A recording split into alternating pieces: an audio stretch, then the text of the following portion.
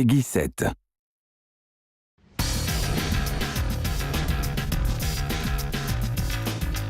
Certain sense of power of pressing a button on your joypad and seeing a plane crash land. It's really cool, the player actually triggering it all themselves. The power plays are these big animation moments with a lot of physics interaction. The way the player gets to remotely trigger these power plays is by overtaking other cars, drifting, jumping, all kinds of stuff like that. It earns you power, and when you earn enough power, you can trigger them remotely. It's a way for you to control the track, create shortcuts and take out your opponents. So if the car in front of you has an icon above them, that signifies they're being targeted in a power play zone. And if you press your power play button then, something in the environment will get triggered.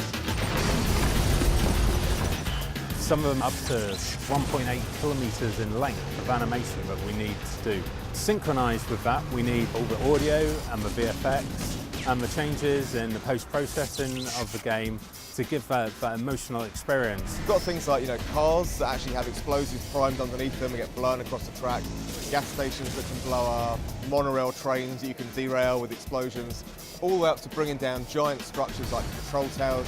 The whole screen can become absolutely full of explosions and smoke and dust and wreckage. As the player drives up to the power play, you kind of want that player to kind of flinch, getting that emotion from the screen. So we spend a lot of time and effort choreographing the power plays and all the effects. The environments are really rigged to blow. It's not just one big explosion, there's lots of little things. The guys are really working on a system where if you actually slowed the game down, you'd kind of see a story of all the effects.